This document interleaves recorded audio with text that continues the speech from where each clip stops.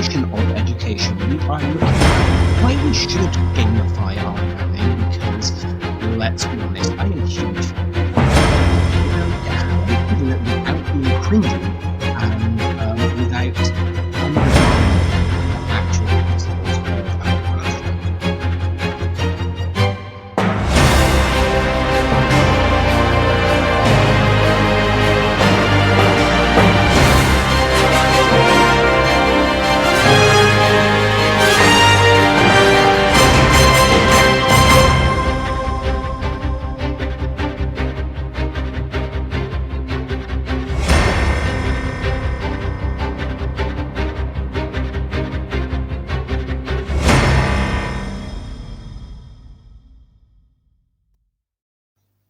Good morning. As I said, today is Saturday, the 15th of February. I think I said that, 2025. And this is your Saturday breakfast show with me, your host, Darren Lester. I hope you are all well this morning. I'm sorry that I wasn't with you last week. That was a bit impromptu. I had every intention of being with you. I had the show planned out and everything, but then we decided to have a bit of an impromptu gathering of my doctoral class at uni, which for me involves an hour train ride. So I kind of decided to make it worthwhile. Decided that we would meet first thing, which meant that I did have to not have breakfast with you all last week, which was a shame for me because you know how much I love being here. But I hope that you've had a good fortnight regardless. For me, it's been quite exciting on the doctoral front. I know that I talk about this a lot, so I'm really, really sorry if if you guys are not interested. But it is part of my journey as a teacher, and you know that's why we're here at Teachers Talk Radio to share our journeys with you. So we did meet, me and just a couple of others, last week to kind of kickstart the thesis writing process, because that's the phase that we're in now. I keep saying that I will do a show on what it's like to do an EdD, and I will do one. I might try and get some of my cohort on to have a chat about it. So, you know, guys, if you're listening, I hope you are listening, because I plug the show enough in our lessons. Be ready for that. But in essence, it's in two parts, the part A and part B. Part A is the taught part. So we spent the first 2 years going to lectures. You guys know that because I every so often I would cry off of the show because I was at uni. We would write assignments, we would submit them, all that jazz, and then the assignments would be graded. We have to get a specific grade in order to progress on then to the thesis portion, which I have now done. We had that confirmation a few weeks ago that we had got the grades that we needed to progress. We were told who our supervisors were. That was really good. I think a state of panic set in when it became real that this was what was going to happen. And so, yeah, we decided that we were going to meet and kind of do our panicking and do our faffing together, which then meant we could sort of get started on the actual writing process in earnest. Then on Wednesday just gone, I had a meeting with my supervisors. We get 2 supervisors. I know that the number of supervisors that people get for a doctorate, they vary based on where you are and what you're studying. We get 2. I met with both of mine this week. We had a really good meeting. I was kind of given some really good advice on how to get going and how to orient my research and exactly what I need to be doing to get started. So yeah, on the doctoral front, it's been a really exciting week. On the teaching front, for me, it has been a good one. A few new students have enrolled in my class, which is always nice. In case you're not sure, my predominant job right now is as head of classics at an online school, and we kind of have rolling enrollment. So my classes will change all the time based on whenever students decide that they want to join us. So I've had a couple of new students come in this week, so that was exciting as I got to know them. I've had some really interesting discussions with students on the use of English in translation and kind of getting them to think about how when we are translating from, in this case, Latin into English. But actually, I had a very similar conversation with my year 13 French student as well about the translation from French into English, about how it's very important to get the English standard and grammatically correct in inverted commas, because as anybody who has studied English at A level or above will know, we don't in English talk about things being right or wrong. We talk about whether they are standard or not standard, because we recognize that there are varieties of English all across the world. And so I think the Latin student that I was talking to, was a little bit shocked when I explained some of the grammatical rules of English that he needed to follow in order to accurately translate this specific piece of Latin, because it was a form of English, it was a use of English that he was convinced was wrong. I'm fairly sure he thought that I was wrong. So that was quite an interesting back and forth that we had this week. But I enjoyed that. It was nice to kind of have that intellectual rigor. And I know sometimes as a teacher it can be a little bit frustrating when your students question you, because you can quite often just have the default reaction of, well, I've learned this to a higher level than you, that's why I'm in the position to be able to teach it, so I know. But also I do quite like, we talk a lot about building relationships and kind of having that positivity in your classroom. And I do like when students feel comfortable enough to question, particularly when you are kind of changing something that they've long held as a belief or an assumption. In fact, I did that twice this week, because with one of my new students, I had to break it to her that the Greek god Apollo isn't actually called Apollo in ancient Rome, and she didn't like that, because all of the things that she has read, all of the mythological retellings, all of the textbooks, all of the non-fiction, they've all called him Apollo. And I sort of had to go, well, no, he was Apollo in Greek, but he was Apollon in Latin, and that N, it does make a difference. And it can be really difficult when we challenge assumptions. It's really difficult when we challenge our own assumptions. And it's really difficult when we challenge the assumptions of our students, because that puts us in a position of undoing a lot of learning and of having to rebuild that.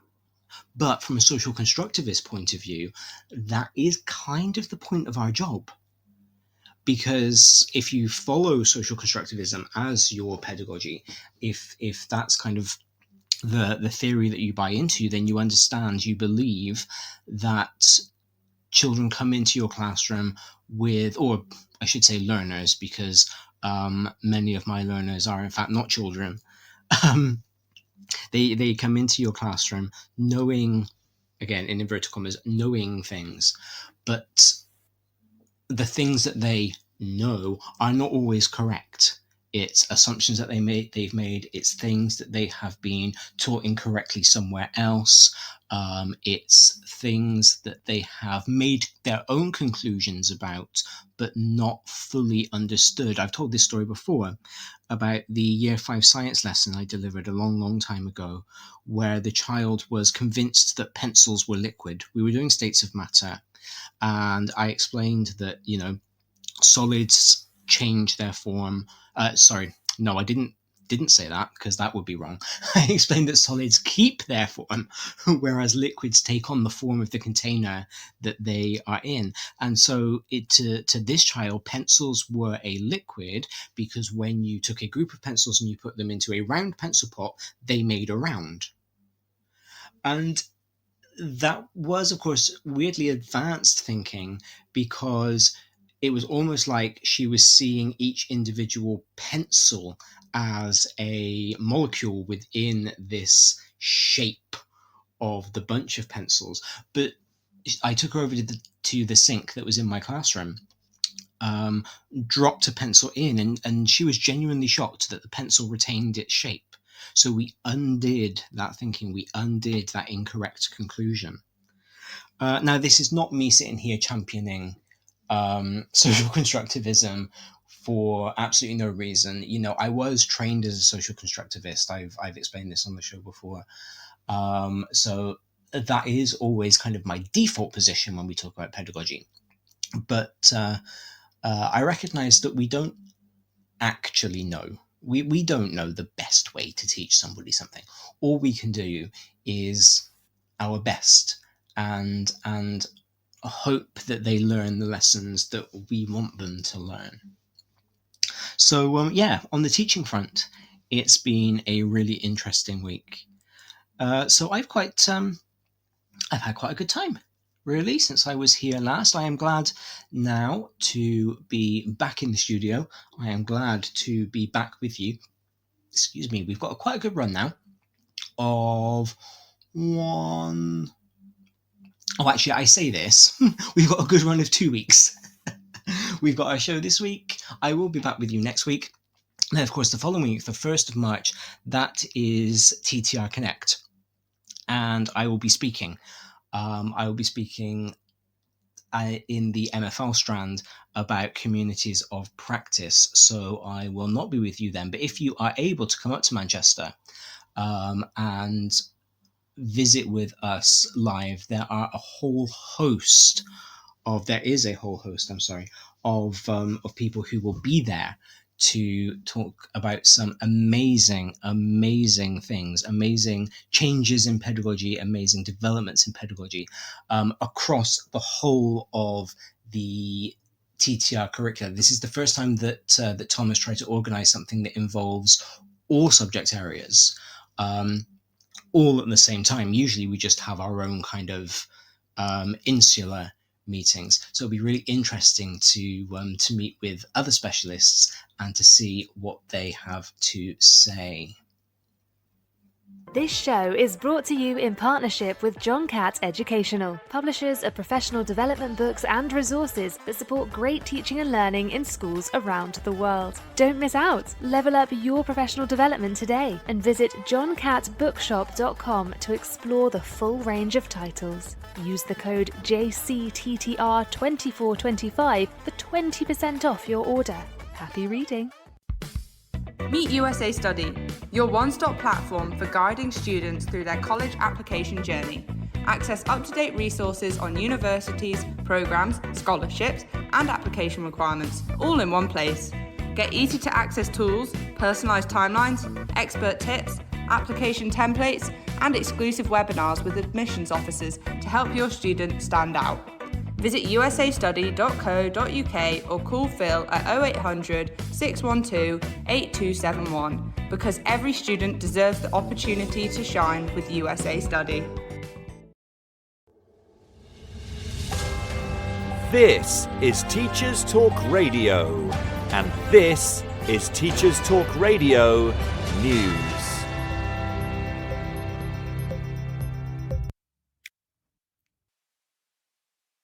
BBC News reports on changes to apprenticeships.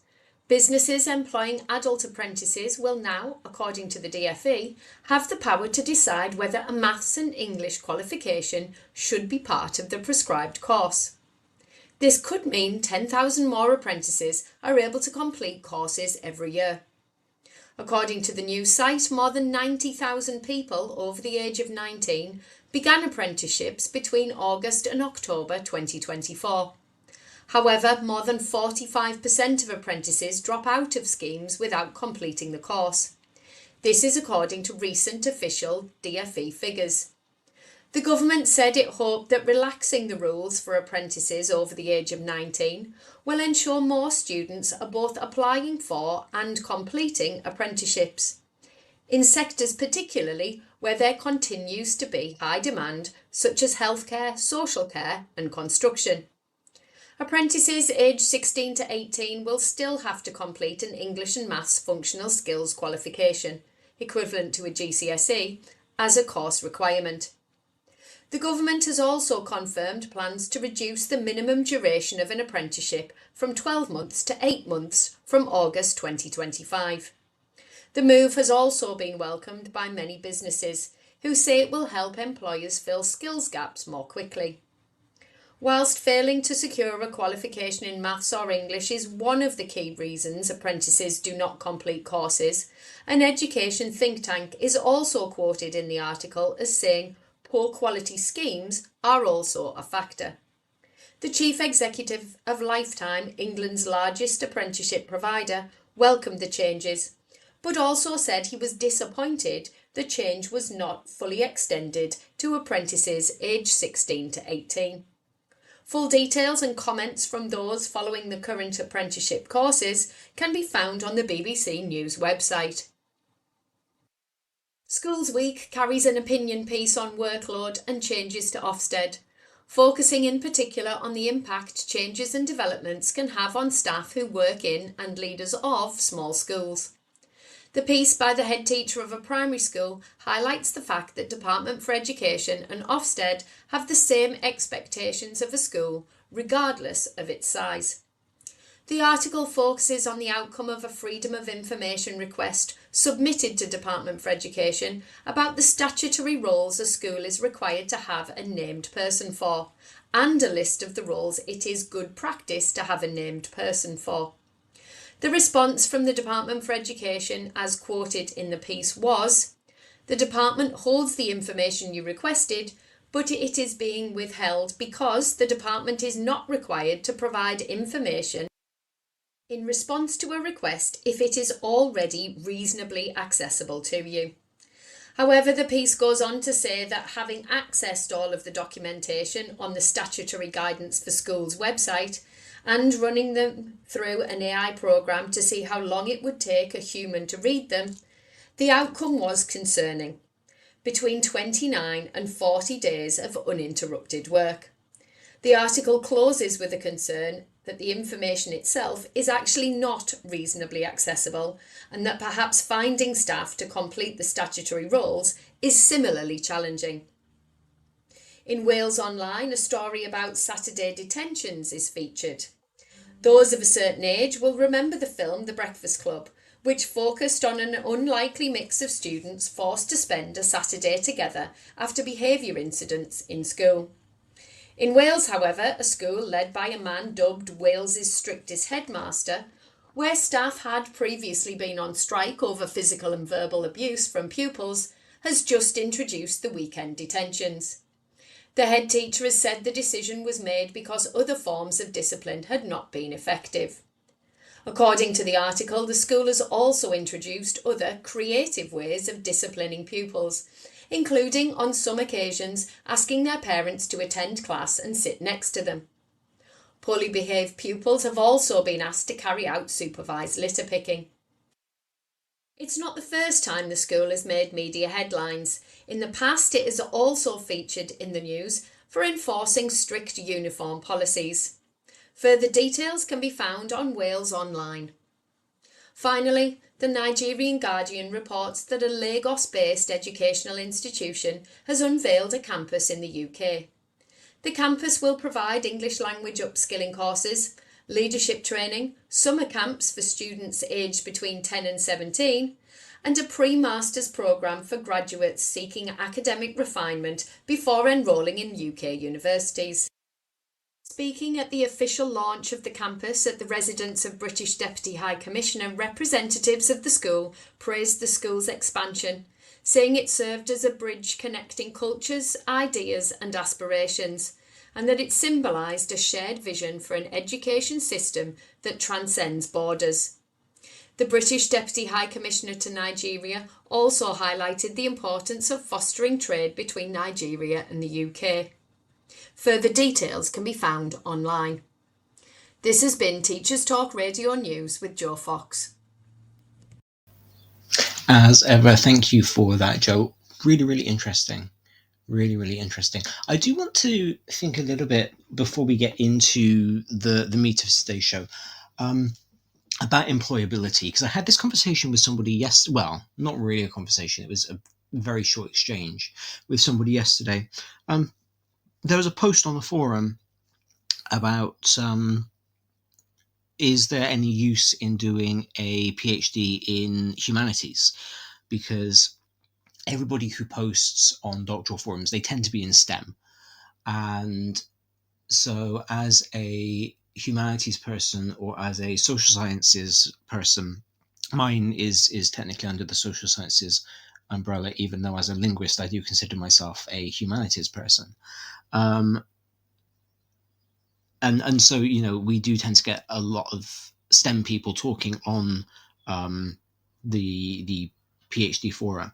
And a lot of the conversation is around employability. And, there are always conversations about, is it better, once you've got your PhD, is it better to go into academia or into industry? What industries are you going into with your PhD? How is it creating job opportunities? And those job opportunities are fewer and farther between for those of us in the humanities and the social sciences than in STEM.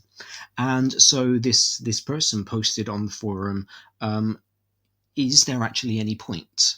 If a job isn't guaranteed at the end of a PhD, what's the point of doing one? And so I kind of replied and I said, employability is important, of course, but also, you should do a higher degree because you love your subject, because you want the intellectual stimulation, you want the research training, you want the rigor. There are a whole host of reasons to study something that does not boil down to employability. But quite often, I think, as teachers, we do fall into the employability trap. I've done it myself. When people, particularly in year 11, when they say, oh, well, why should I study French at A level? Why should I do German next year instead of science? And the first thing that I think comes out of most people's mouths is, well, because employers are looking for language skills. You are more likely to get a job if you have a second language as opposed to only having one. Both of which are true. But why is all education centered in employability? Why have we lost this idea that we are allowed to study just because we want the stimulation? Why have we lost the idea that we're allowed to study just because it's interesting, just because it's something that we enjoy? So that's something I'm not really going to speak any more on right now because I've spent hardly any time thinking about it. But it is quite interesting to me, as apprenticeships are being reviewed, as they're being shortened so that we get our young people out into the workforce more quickly, you kind of think, well, why are they not being allowed to still have that time to learn? Why is it a priority to get them out into work quicker, as opposed to giving them extra skills, giving them time to refine those skills, to perfect those skills, or just to enjoy that process of learning? Why are we so against having a good time in education? And I guess that kind of is what my show today is about. Because one of the criticisms that always gets levied against the gamification of education is that it's too fun. It's not serious enough. It's not academic enough. And my response to that is always, what is wrong with having a good time? Why are we actually so against this idea that learning can be fun, that learning can be interesting, that learning can be a way to broaden your mind? Why are we so against that? And so I've been thinking a lot about gamification over the past few weeks. I think I'm always thinking about gamification. I like games. I like to play games. I play a lot of games. I am very upset at the moment because my Nintendo Switch won't turn on, which is incredibly annoying because I don't want to buy a new one when they've just announced that there's going to be the Switch 2 coming out quite soon. Not sponsored. Other games consoles are available, though if anybody would like to sponsor the Saturday Morning Breakfast Show, we might be open to it. Just get in touch. But I play mobile games on my tablet. I still do Wordle pretty much every day. In always at least English, French, and German. And then I will dip in and out of Wordle in my other languages as I have time. I am very much in favour of playing games. And the education system is very much in favour of playing games. If you look at the EYFS, the Early Years Foundation Stage curriculum, it's all about learning through play. If you remember your own time in nursery school, in play school, in reception, you will probably remember things like the home corner, where there were the little role play things that were set up. You will probably remember sandpits and water trays and cars and paints and maybe computers if you were in reception a little bit after I was. But it's all about that discovery. Learning through play is all about discovery. But for some reason, we get rid of that. We switch off this idea that learning through play is important after the kids turn 5. And from then on, it has to be a lot more, let's sit in our chair and do a worksheet. And for the life of me, I can't figure out why. I remember a story that I saw on social media years and years ago, so I don't remember any of the details apart from the actual story. And it was this lady who was talking about her child transitioning from reception into year 1. And the year 1 teacher in the school was new to the school. And the child sat in the car one day on like her first or second day of being in year 1, and they were driving home, and the mum asked, oh, how was your day?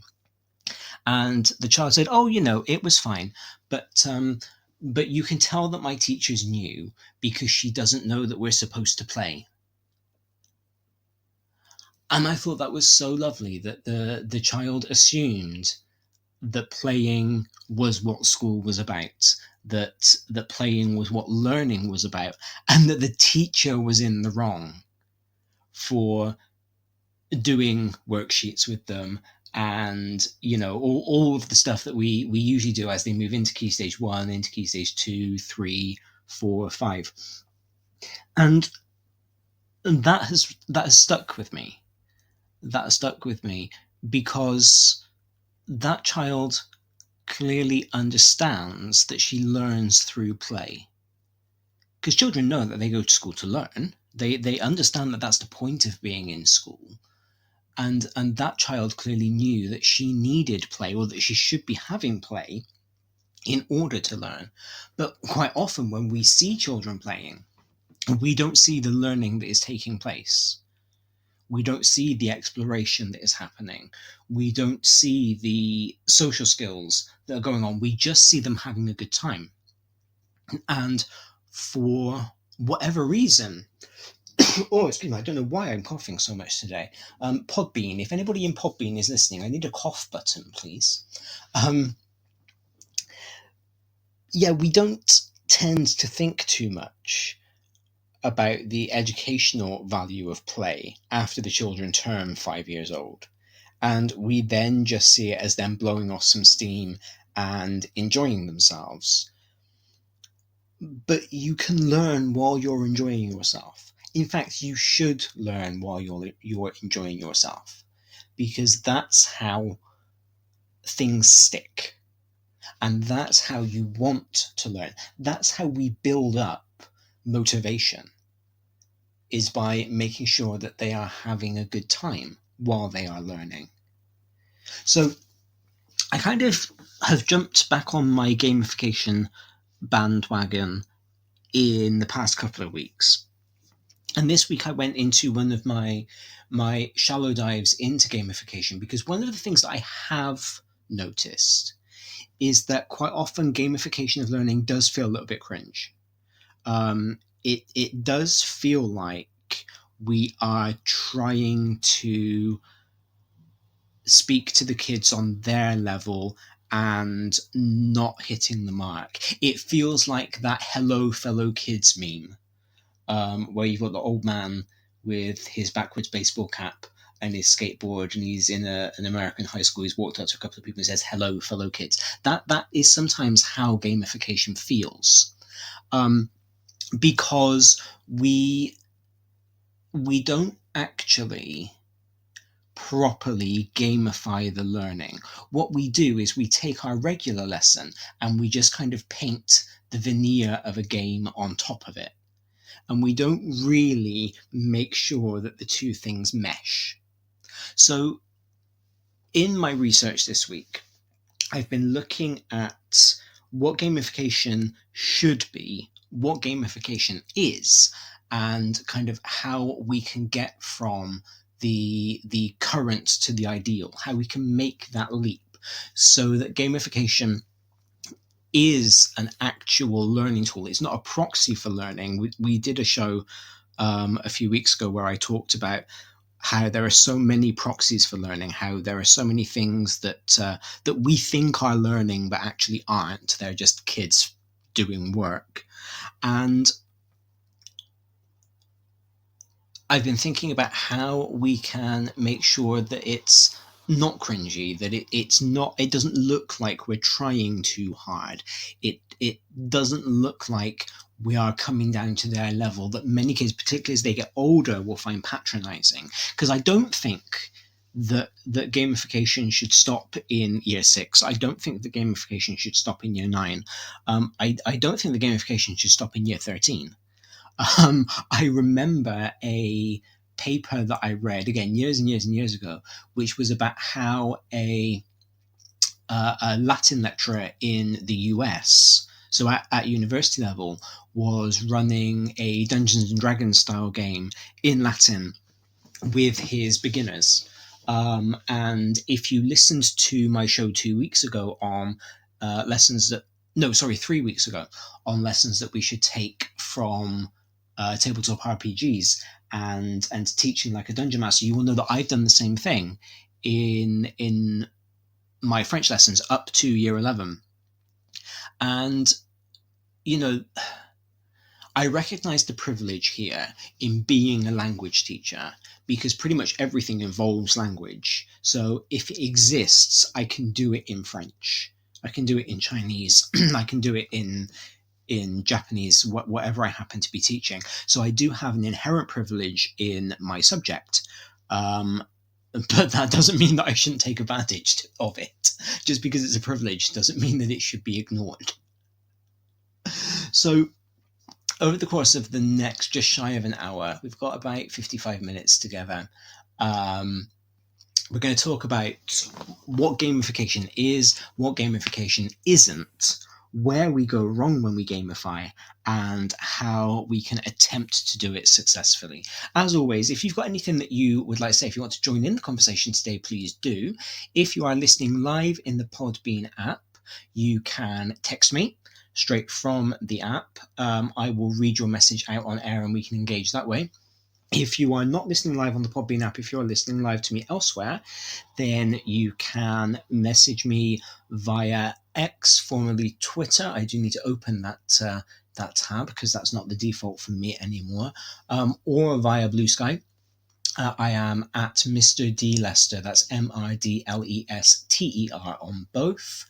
And again, I will read your message out live on there and we can engage that way. And once again, if you are listening in the future, If it is not currently 9:35 on Saturday, the 15th of February 2025, when you are listening to me, you can still message me on either of those systems, because, as I always say, these are things I'm interested in. These are concepts that I'm interested in. For as long as I am teaching, I will be interested in them. And so I am more than happy to engage with you about them. And in fact, I love engaging with you about them. I love building that community of practice. So let's define our terms. I'm learning to be a good academic. Gamification, according to Detterding in 2011, is the application of game elements to non-gaming contexts. So being in school isn't a game. It's not. We can't pretend that it is, because that would be strange. And so that's why we talk about gamifying the learning, because we take something that inherently isn't a game, such as learning your times tables, learning your verb conjugations, learning your periodic table, whatever it might be, this memorization of facts, this application of skills, but adding game elements to them. Now, often we add the wrong elements to them, which is where we go wrong in gamification. So often we misuse the gaming mechanics in order to focus on extrinsic motivators, such as points or badges or leveling up or whatever it might be, instead of developing that deeper learning. So quite often where we go wrong, and why it sometimes looks a little bit cringy and feels a little bit cringy when we are gamifying our learning, is because we are focused on the aesthetic, we are focused on making it look like a game, rather than making it actually being a game. Because if you are just teaching your lesson and handing out points every time somebody gets a question right, you haven't gamified your lesson, you've just implemented a reward system. And as I say all the time on the show, our children see through that. Children kind of by their nature can be quite cynical, and they will, if you tell them that you are playing a game and actually all you are doing is handing out points, handing out stickers, they will call you on that because it's not a game. So, one of the reasons that gamification goes wrong is when we don't commit to it. And the reason it goes wrong is because it doesn't motivate our students. Remember, the ultimate goal of the gamification of learning is increasing motivation across all of our learners. Some of your learners won't need that motivation because they will love school as much as you do. They will love your subject as much as you do. They will be the kid that you were at school. But not every child in your classroom will be like that.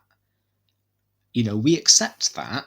But again, as a language teacher, I accept that. Not every child comes to French lessons loving French.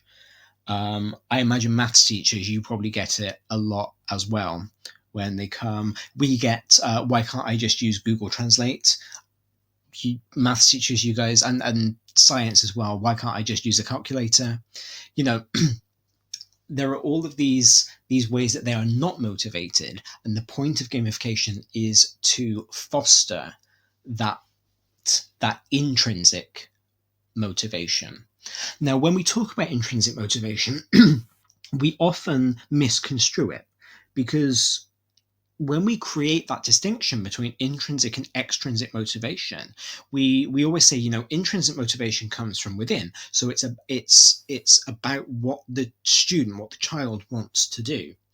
But intrinsic motivation can be trained, because intrinsic motivation is all about discovering the inherent joy of mastery, the inherent joy of autonomy, the inherent joy of purpose. And so if you have this gamified system where you are encouraging autonomy, mastery, purpose in your young people. And you are extrinsically rewarding that so that they have that extrinsic motivation to achieve something, but then they realize that there is joy in mastery.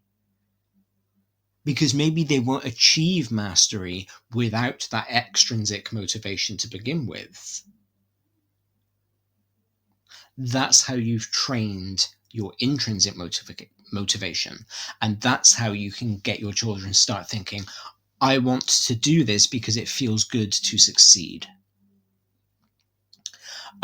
G in 2007 wrote about the cognitive benefits of gamification. It enhances problem solving.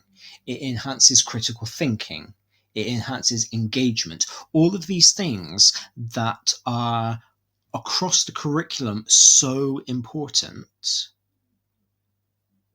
And all of these things that students find difficult to develop on their own and are actually quite hard to teach as a discrete unit. You know, if you ever try to teach a unit on critical thinking, it's really hard.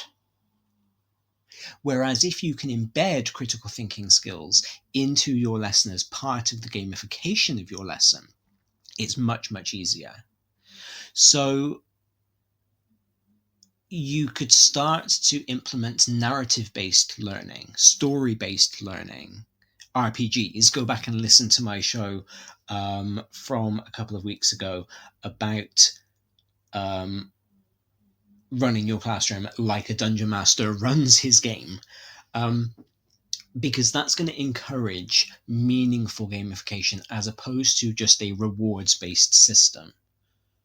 The other downside to a rewards-based system, of course, is that the rewards need to mean something. One of the things that I struggled with when I initially implemented my RPG was that my students were leveling up. They were doing what I wanted them to do. They were getting their experience points by getting things right in tests and getting things right on their sheets and all of that. But realistically, the leveling up didn't mean anything. So unless they were actually invested in the game and in the character creation, leveling up didn't actually do anything for them. It was even less of a reward than handing out house points, because at least house points led to their house total increasing.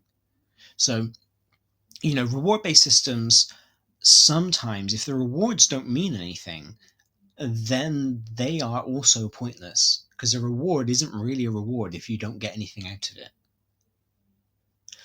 Now, gimmicky gamification, that's going to be really difficult to say, as I keep saying it, is full of issues, and it can actually do the exact opposite of what we intend. It can actually foster disengagement, because gimmicky gamification can make the children feel patronized. It can make them feel spoken down to.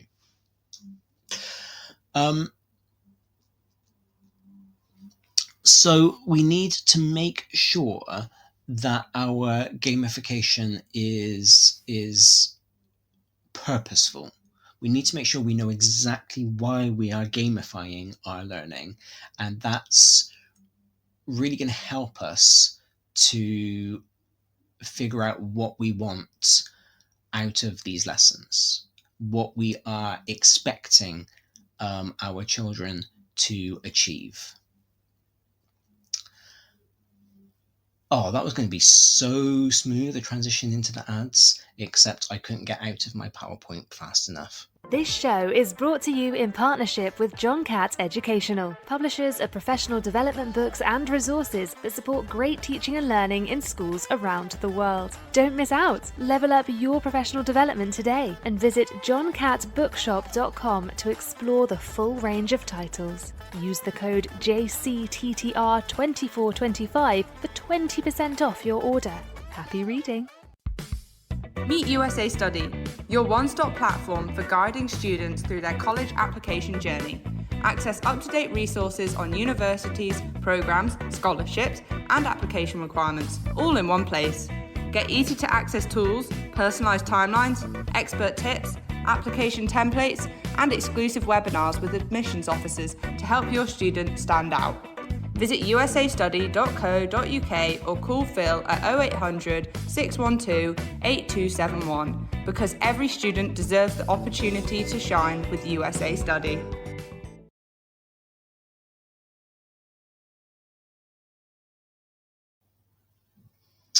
The other downside to gimmicky gamification is that it quite often relies on what we think is enjoyable in a game, or what the gamified system that we've implemented thinks is enjoyable in a game. Again, to use my experience of running my French class like a TTRPG, I like tabletop role-playing games. And so that whole scheme of work relied on my ability to convince the children that tabletop role-playing games were something worth their time. That they were an enjoyable pastime in and of themselves. And so quite often, again, what can happen, what we can do is separate ourselves almost from the kids. We can forget that what we think is fun is not the same as what they think is fun. And we then find ourselves in a situation where not only are we putting our children through this experience that actually is less enjoyable for them than working in their workbook, but we're actually souring our own experience of that thing that we enjoy. There's an old adage that you shouldn't teach your true passion, because when you're surrounded by people who don't enjoy it as much as you, it can kind of suck your passion away. I'm not sure if I believe in that, but I do believe that it's true that sometimes you can spoil something that you enjoy if you share it with people who do not enjoy it so much. I remember once, last day of term before Christmas, had a year 5 class, and I put Muppets Christmas Carol on. Muppets Christmas Carol is one of my favourite Christmas films. The kids didn't like it. They didn't pay attention.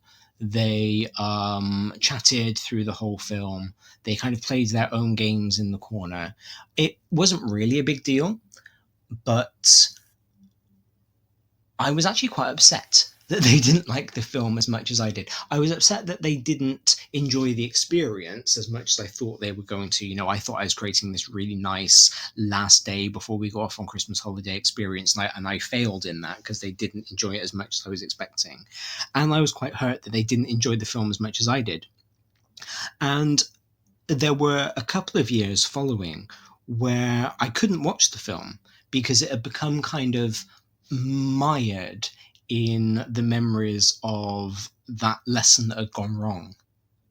So sharing a game system, sharing an idea that you really like, it is risky. It is risky. And I think it takes a very strong teacher to be able to separate out their own feelings about something, their own id, their own ego, from what they're doing in the class. It would have taken a teacher much stronger than I was when I did my Muppets Christmas Carol lesson to have then gone home straight away and watched that film. So I do think it's a risk. But at the same time, I think it's a risk worth taking, so long as you keep certain objectives, so long as you keep certain goals in mind. So Landers in 2014 wrote that gamification should support educational goals, it should not overshadow them. So your learning objectives are right at the heart of the game that you're playing. So you should be able to be asked the question, why are you playing this game? And have the answer rooted in your objective for that lesson. And that, of course, is going to dictate the type of game that you choose to play. For example, a tabletop role-playing game, a TTRPG, is really good for communication. In languages, it's really good to get the children talking in target language. It's not so good for memorizing new vocabulary. It's not so good for memorizing conjugation patterns. So if I were teaching a communication-based course, then using a TTRPG is going to be much more beneficial than if I were teaching a grammar-based course. So the game that you're going to choose is going to come down to what are your objectives for the lesson, the unit, whatever it might be, and also what is your pedagogical outlook. And regardless of what your pedagogical outlook is, there will be a game that will support it. You just need to find what that game is, or what that type of game is. Your game needs to have very clear learning outcomes to make sure that the game mechanics serve the pedagogical purpose. So why have you chosen the specific game that you have chosen, and how does that specific game feed into what your learning goals are? How do the mechanics of your game support what you are doing? So there is a very popular platform, a very popular gamification platform that I very much enjoy as a language teacher because of the repetition that it introduces, because I can plug pieces of vocabulary into this system and it will generate games that just repeats those same pieces of vocabulary over and over again. So the children, in the space of say 10 minutes, however long we're playing the game for, they will see each word 10, 15 times. And we know that repetition is important for retention. And so the game mechanics of that particular platform, where it will repeat things over and over again, it will repeat the same, 7 words in 10 minutes, is what I want to achieve my learning outcome. And it's much more interesting, it's much more engaging than if I were to spend 10 minutes just repeating those same 7 words over and over and over again. So having that game, which does have a leaderboard, it does have points, it does there are, packs of things that you can open, and there are rare things that you can collect, and it does tap into all of the things, all of the extrinsic things that alone would be a proxy for learning, that alone would be a bad reason to gamify my lesson. But it does actually have the mechanics that help to support the pedagogy that I believe in. It does have the mechanics to support the repetition that I need. There's a different system which has a spaced repetition mechanic. So it introduces the vocabulary, it plays games with them. It's more of a quiz than a game, to be fair, but it does it. And then when the student has got the answers right enough times, it will stop asking that question for a few days, and then it will bring that question back. And again, we know that spaced repetition is a very good way of getting our students to remember things. So I use that platform because I can justify pedagogically that mechanic in my practice, because I know that spaced repetition works. And it works to help them retain information in a way that dishing out stickers doesn't. And I say this as somebody that loves a good sticker. So, this is not me disparaging stickers. So we really need to make sure that everything about our game, that the mechanics of the game, the content of the game, the time that we spend playing, we need to make sure that all of that supports and underpins our educational goals, that it doesn't overshadow them.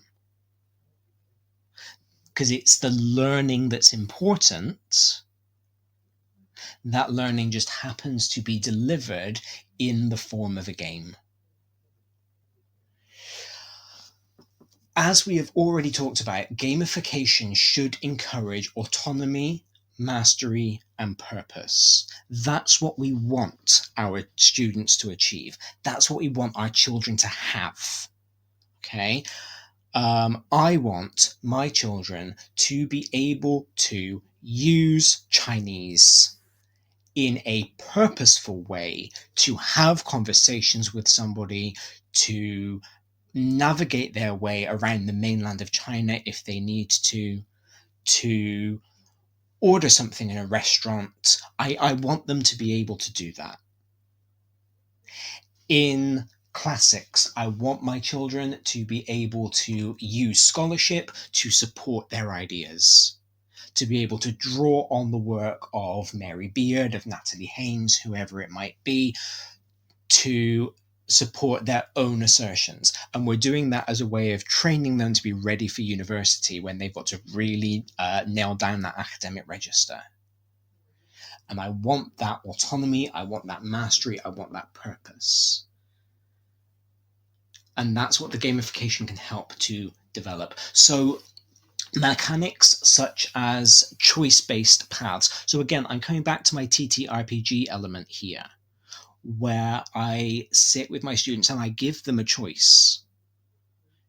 Are you going to take this path that leads you off to the hut on the chicken leg? Or are you going to take this path that leads you to the ice palace? And I say that in French, and the children discuss. Perhaps they discuss in English, it doesn't really matter, to be honest. And then they tell me in French what they want to do. It's faux high stakes, I suppose, because it's high stakes in the game, because they need to make what they consider to be the right choice within the game. They need to discuss the pros and cons of the house on the chicken leg versus the ice palace. They need to figure out what their ultimate goal within the game for their little party is. But it's actually very, very low stakes, because what they are doing is communicating in their target language to their teacher what choice they want to make in this fictitious world. So they are practicing high stakes language use in a low stakes environment. We're kind of getting the best of both worlds there. It also helps to foster that deep engagement, because they feel like they are co-creating the lesson. They feel like they are co-creating that story. They are on board with what's going on. They are taking control. They are making decisions.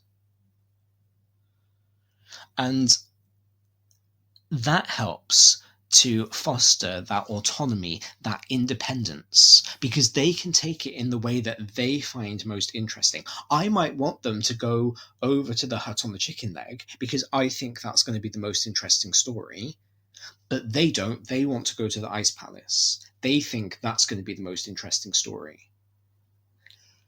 That's going to be what keeps them engaged in my lesson. They've made that choice. They've told me what they want, and I can then take that scenario and make sure it fits my ultimate learning objective.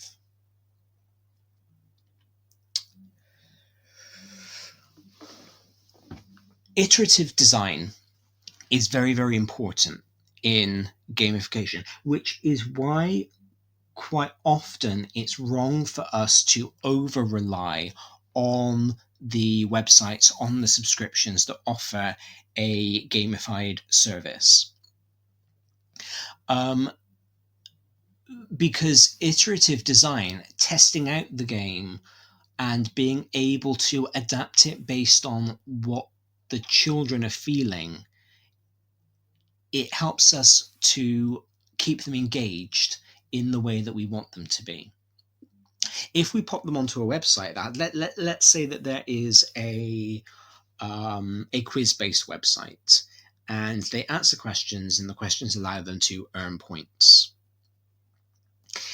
And as a teacher, I've got no control over what is input, so I've checked like the set of the quiz to make sure that I've taught all this vocabulary that they're being quizzed on, and that's fine. But then one of my students was away, so they missed a few of the words, and I can't change that. So that inability to adjust those elements might mean that my student isn't as engaged and as motivated because they keep getting this word that's coming up over and over again, and they don't know what it means, and they keep getting it wrong, and that then is demotivating. That said, this is why I quite like that certainly all of the gamified systems that I've used have been relatively short, snappy things. So, they are one-off quizzes, one-off games, and then maybe I can play another one afterwards. And they do last, 7, 8, 9 minutes. Because that way, if it didn't work, if I did have a student who was starting to feel demotivated, then in that time before I start the next game, I could switch it up. I could change my system. I could change the vocabulary set, whatever it might be. And so even though I can't necessarily change what is there within the website, because somebody else has designed that for me, and I'm very grateful for that because I can't design websites, I am able to make these quick adjustments that might help to bring the students back on board.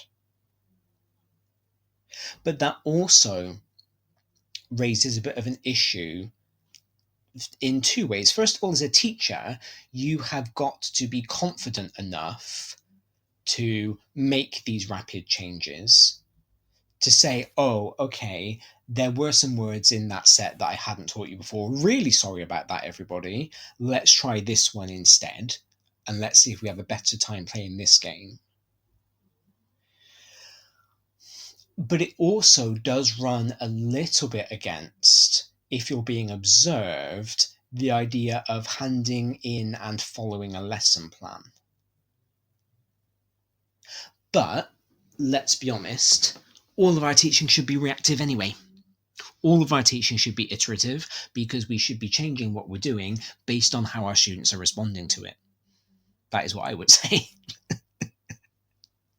But running your own game, running a TTRPG, whatever it might be, that allows you to take on student feedback, either explicit feedback where they tell you what they liked, what they didn't, what they're finding difficult, or implicit feedback where you are reading them, where you are figuring out the class dynamics, the body language, and adjusting the game accordingly to make sure that they are having a good time, to make sure that they are enjoying it. And this is one of the ways that gamification can feel cringe, is when you are just pushing through anyway, when you sit with that mentality of, oh, well, it's a game, so of course they're enjoying it, but they're sitting there hating every second. We can't assume that a lesson is going to be enjoyable just because it's a game. We still have to be able to respond to the feedback that we're getting. We still have to be able to adjust the way that we're teaching, to adjust the style of the game in order to make it work. Sometimes it doesn't. Sometimes it just doesn't work. I told the story, I think, a few times on the show about how I set up my TTRPG for a year 10 class. Tiny class. There were 4 of them, 4 boys, and I set up this kind of magic school system. The topic we were doing was school, so I thought, okay, brilliant. I can teach classrooms, I can teach subjects, I can teach descriptions of teachers, all that sort of thing, and we can do it in this magical school setting. And I set up this conflict where the idea was there was I don't even remember exactly what it was. There was a MacGuffin of some kind. There was like this magical item that they had to find, and it was buried in the school somewhere. And in my head, the four boys would work collaboratively in order to find this item. What I hadn't anticipated was that they would set out against each other, and that they would almost make it a race. They became each other's antagonists to race to get this item first. And the game did ultimately fall apart because it didn't matter what I did. The fact that they had set out to deliberately antagonize each other in the game meant that every single mission that they tried to go on was failed. And ultimately, I scrapped the game because I wasn't enjoying it. They were getting frustrated with each other because they were kind of setting each other up for failure, and it just wasn't working. But it wasn't wasted time, because I had still taught school subjects and classrooms and how to describe teachers. They still had those skills. They still picked those skills up. And I think sometimes when we gamify, because gamification gets quite a bad rep, sometimes we have to feel that it must go perfectly every single time. Otherwise, the teachers who are against gamification are going to turn around and say, I told you so. You know, you've wasted all of that time. You should have just used the textbook. But if your learning outcomes, if your objectives are there at the heart of your game, even if the game goes wrong, your children will still have learned, which ultimately is the most important thing, ultimately is what we are here for.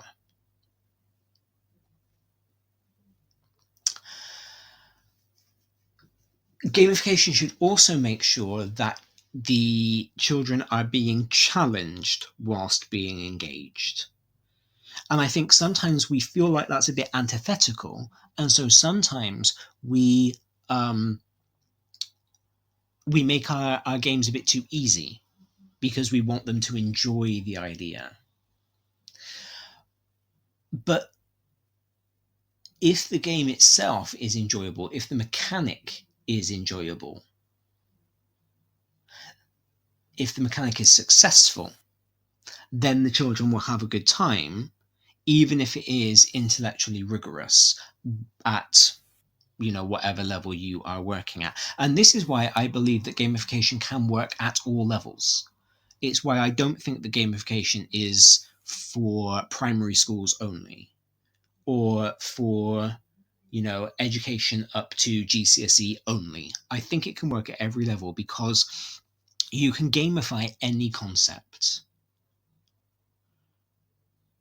You're teaching about immigration in A-level Spanish. You can set up a tabletop game about migrating from one country to another. You know, what challenges are the characters in the game facing? What red tape do they have to get through? What do the NPCs, with the non-playable characters who live in the country that your pupils' characters are migrating into, how do they feel about it? And while you're doing that, not only are you managing to teach like the statistics and the language and all of the stuff that is on the syllabus, you are also helping to engage their empathy.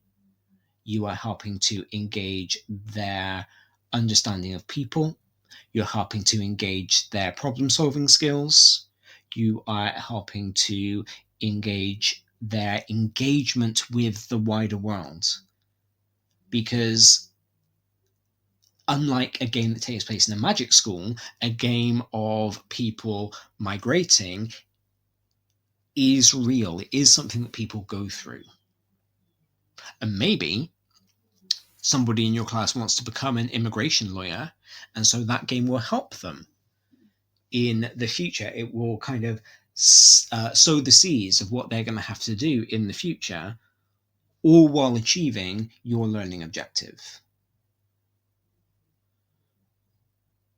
I've talked before on the show about how, time is a premium, and we've got to make sure that we are making the most of every single minute in the classroom, that we are using it to its fullest.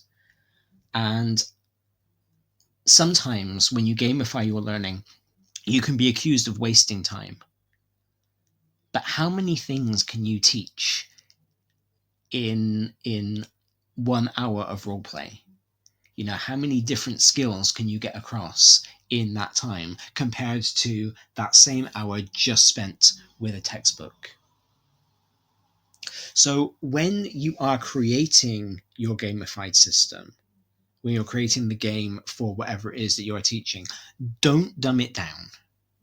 Still make sure that you are achieving your objectives, that you are achieving everything that you are setting out to do. Because the mechanics of the game, it can make even the most complicated concepts simple.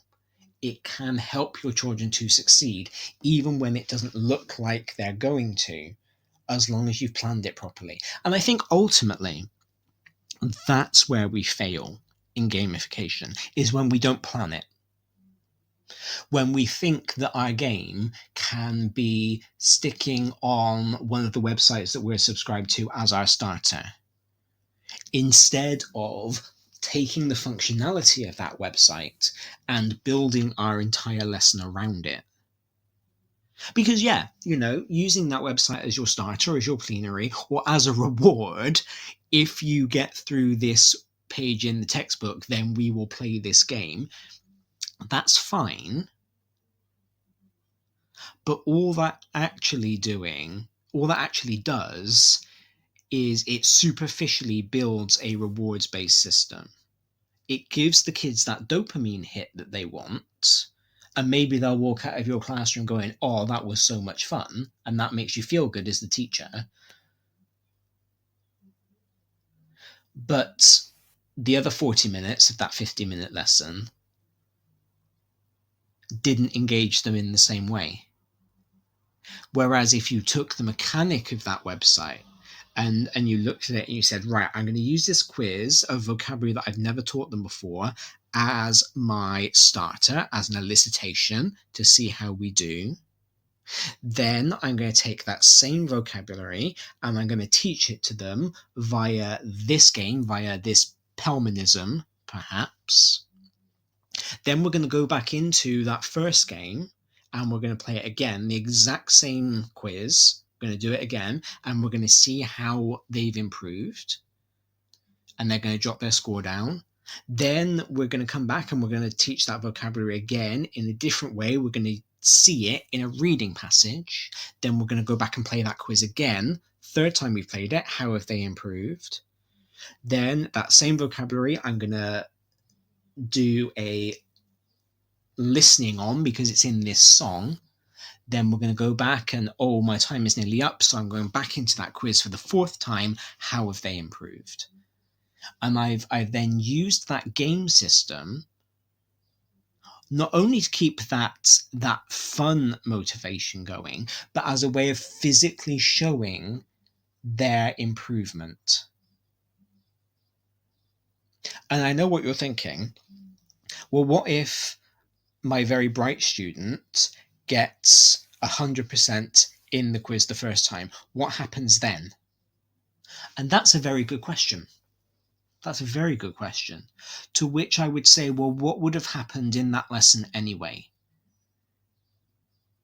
If you didn't know that that child already knew all of that vocabulary, what would have happened? You would have taught your lesson teaching that same vocabulary, and that child would still have walked out not having learnt anything. You just wouldn't have known about it. So what the gamification has done in that context is it's shown you straight away, oh, actually, this child already knows this stuff that my lesson is about. For her, I need to pull out something different. That makes your teaching adaptive. That means that you are meeting that individual child's needs in a way that you wouldn't have done had you not tried to gamify that lesson. This show is brought to you in partnership with John Catt Educational, publishers of professional development books and resources that support great teaching and learning in schools around the world. Don't miss out. Level up your professional development today and visit johncattbookshop.com to explore the full range of titles. Use the code JCTTR2425 for 20% off your order. Happy reading. Meet USA Study, your one-stop platform for guiding students through their college application journey.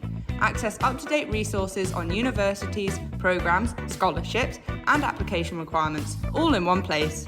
Get easy-to-access tools, personalised timelines, expert tips, application templates, and exclusive webinars with admissions officers to help your student stand out.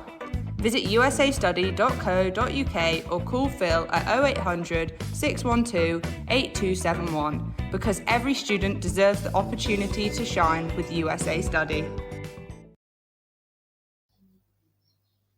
Now, I'm not going to lie, when I planned this show, what I thought was going to happen was I was going to come here and give you a whole list of things to avoid, like a list of websites that you shouldn't be using, or a list of types of games that you shouldn't do because that's all gimmicky and it doesn't work. But what I've actually learned by reviewing the literature, by thinking on this week, and reflecting on my own practice over the past almost 20 years, is that there is a place for all game systems. There is a place for every single website that exists to gamify learning. The free ones, the subscription ones, they all have a place. Everything that exists as a game can be implemented properly in a non-cringe way into your lessons. But it's got to be done deliberately. And, I don't know if this is just me. Maybe this is just my obsession. So I'm reading it into everything that I do. But the more we do these kind of shallow dives in the show, the more I read through the literature, the more I realize that it all ultimately comes down to deliberate practice. Your gamification of your learning is going to be successful and it's going to be not cringe if you've done it deliberately. If you know exactly why it's in your lesson, if you've planned why it's in your lesson, if you've planned the part of your lesson, or parts, if you're using it more than once, of your lesson that it goes in, and you know exactly why it's there. I think quite often, gamification of learning comes across as being cringe or pointless or a waste of time or whatever, when it isn't planned, when it's there just because you've got 5 minutes to fill and jumping on website X is the first thing that comes to mind, or when you know that the kids did this game in physics and they really enjoyed it, so you're going to use it in your textiles lesson, without kind of figuring how it fits into your textiles curriculum. Because, again, that's what the students can see through. They can see through when you are saying to them, oh yeah, we're doing this because it's fun, but actually you're doing it just because you're filling time, or just because you want to be the popular teacher, or whatever your motivation might be. Because when it comes down to it, we don't want to waste their time. We don't want their school experience to be pointless. And so if you are just using games as a time filler, and that's the only way that you use games, then it's cringe. Because it is wasting everybody in that room's time.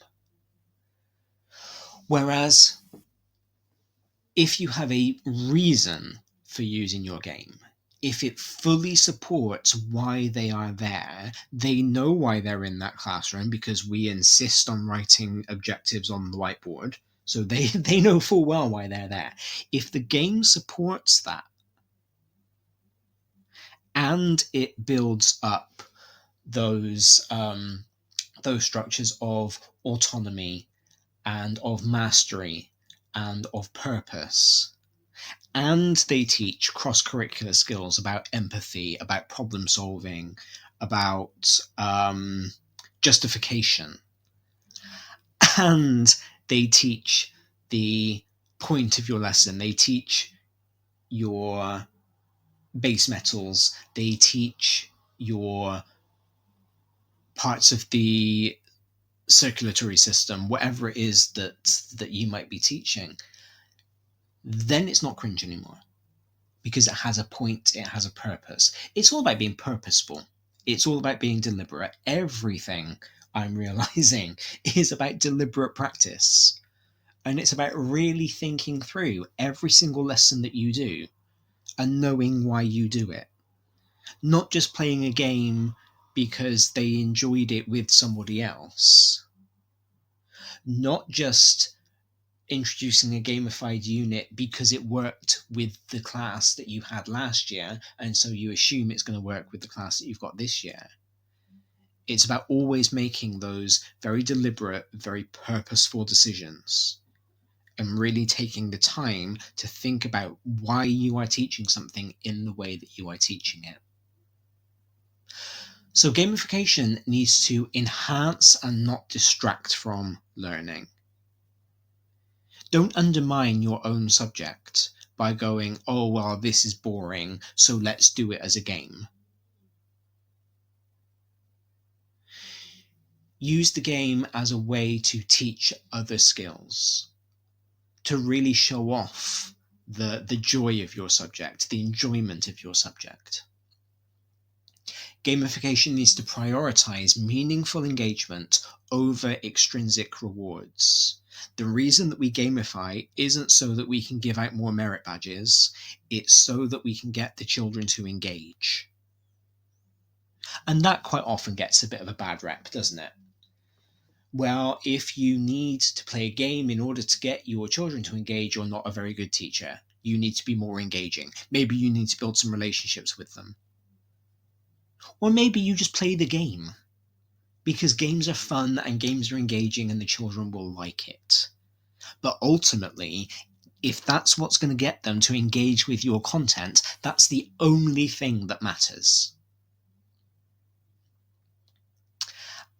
And make sure that you are using evidence-based gamification to ensure long-term impact.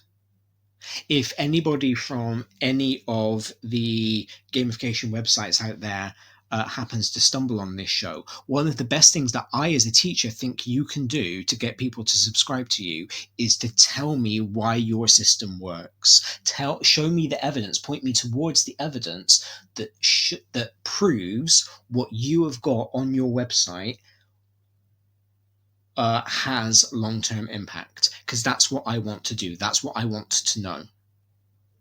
When I introduced my TTRPG for the first time, I did so much research. I did so much reading on the introduction of role-playing games into the classroom.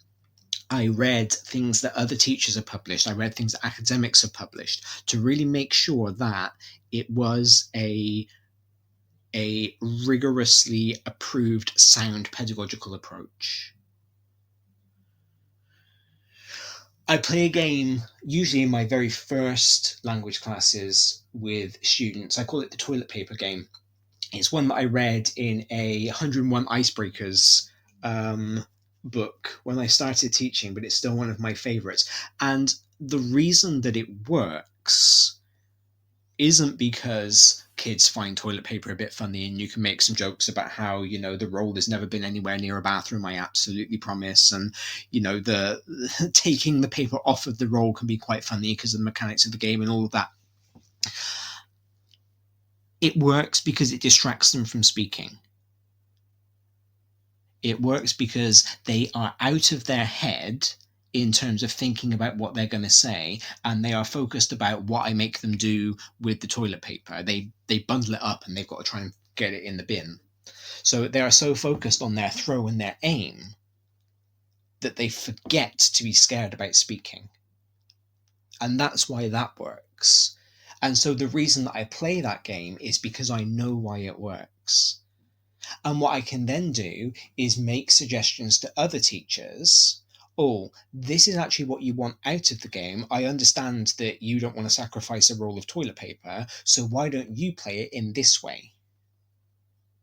And if you then, particularly if you work in a department, if you're in secondary, let's say you're a secondary geography department and there are 5 of you, and you want to gamify your curriculum, but obviously you don't want all of your classes to be doing exactly the same games over and over again, because they will get bored of that. That won't be engaging anymore. Taking that same idea, distracting them from the fact that they're scared about speaking, and finding your own approach, finding a different way to do it, means you've then got 5 or 6 different games that can be played. So really make sure that you understand why you are playing these games. Really look into the research behind behind what the game is trying to do, and make sure you understand why you're using that specific game. Because then you can branch out. All right, that is us for today. Thank you very, very much. I hope that that you have enjoyed it. I hope that you found it interesting, that you have taken something from it. As I always say, the point of me being here is just to kind of share my interests and my experiences, but it's not about me. It's about us as a community of practice, as I will talk about at TTR Connect in a couple of weeks' time. And it's about all of us who are engaged in working with children, whether we are teachers or not, because I know that not everybody in my audience is a teacher.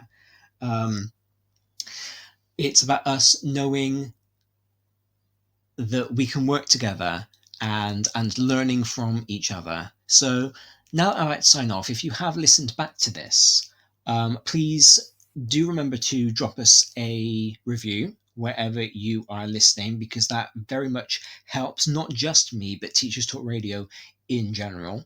And also let me know your thoughts on gamification, because I will be really interested to engage in conversation with you.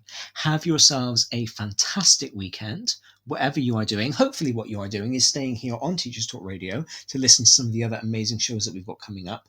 But if you are off doing other things, I hope you have a great time, and I am already looking forward to having breakfast with you next Saturday. Thank you very, very much, and goodbye. You've been listening to Teachers Talk Radio. Tune in live and listen back at ttradio.org. We look forward to hearing from you next time on Teachers Talk Radio.